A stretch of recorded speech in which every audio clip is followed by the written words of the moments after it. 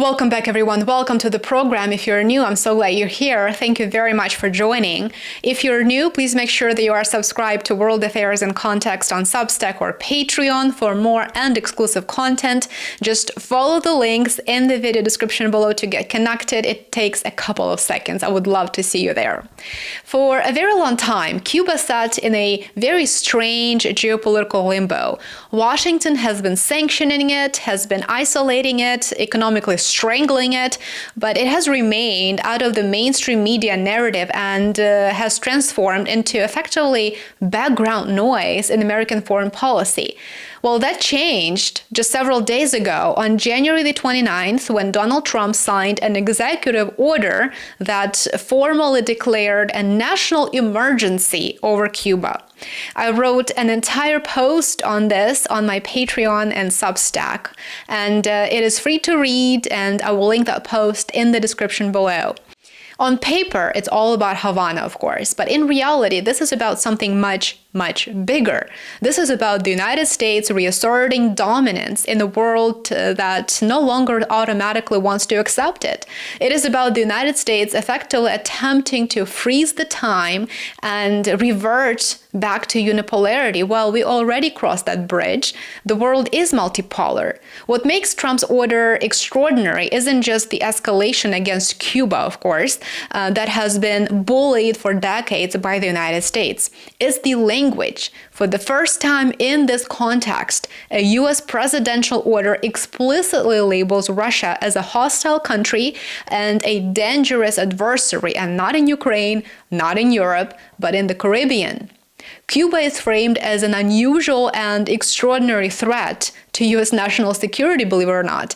And that phrase alone should not be dismissed as something that's boring. That phrase alone unlocks sweeping emergency powers, and it allows the White House to bypass Congress entirely. So this is not symbolic posturing. This is not something we need to dismiss as boring or just unimportant. This is offensive posturing, yes, but also this is a legal weapon. The order accuses Cuba of cooperating with hostile states and non-state actors, explicitly naming Russia, China, Iran, Hamas, and Hezbollah. You know, the only thing that they did not throw into this wild mix is the devil himself. If you review the memo, you might notice that it reads less like a sanctions memo and more like a threat assessment. Specific sections are devoted to Moscow and Beijing, which is not unusual. And according to the White House, Cuba hosts Russia's largest overseas signals intelligence facility, which allows advanced Russian military and intelligence deployments. This is according to the White House. That's discussed in the memo or is inferred in the memo. And effectively, Washington wants to counter that. So in other words, Washington is placing Cuba back into its Cold War role, not as a stubborn socialist relic, but as a forward operating platform for America's strategic rivals. And that's very important because it allows Washington to do as it pleases in that context. The immediate impact is economic, of course, and that is very deliberate.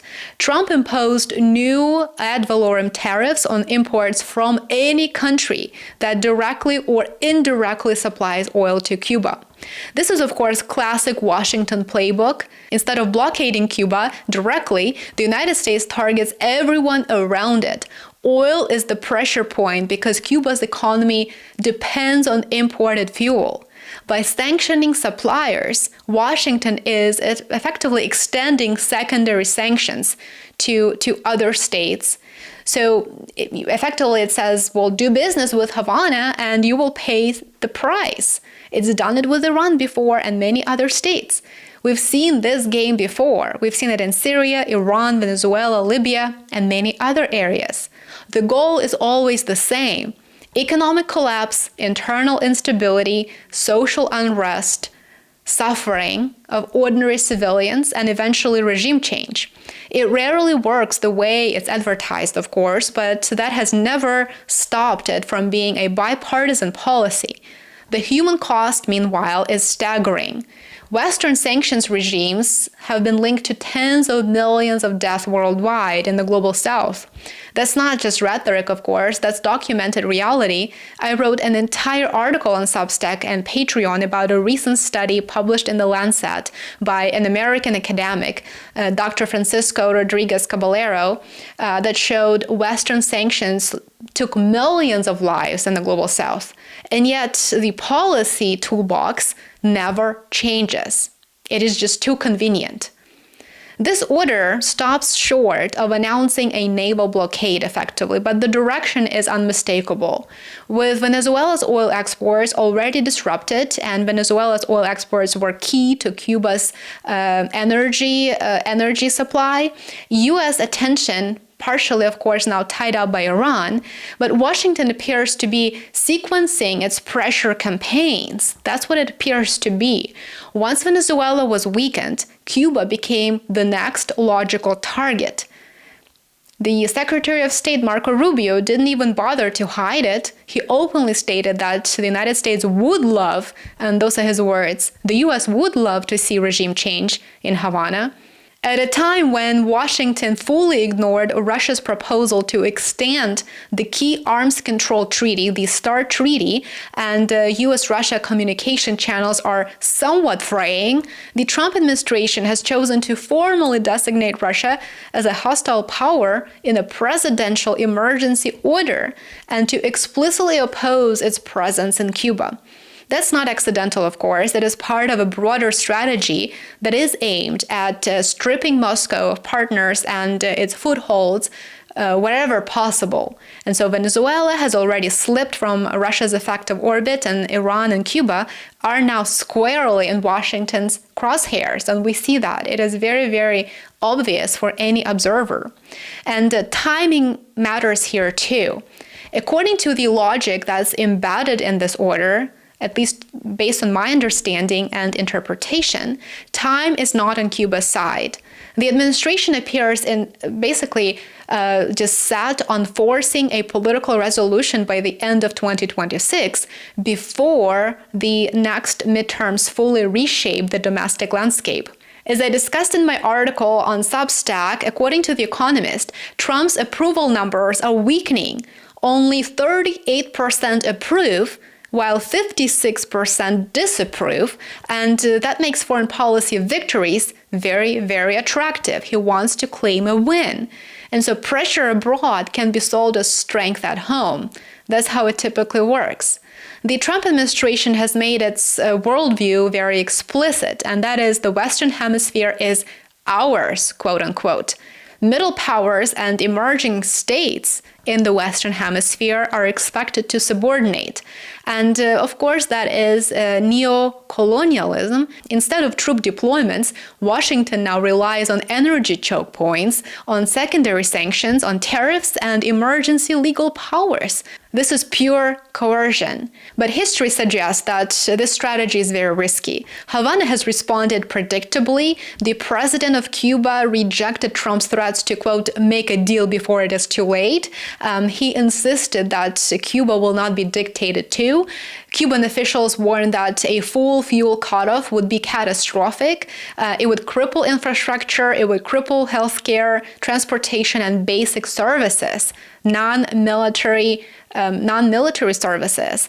Experts do agree with that too. This would amount to a real blockade with enormous humanitarian consequences, but Washington seems to ignore that. That is a simple fact that is so convenient to ignore when pursuing political goals.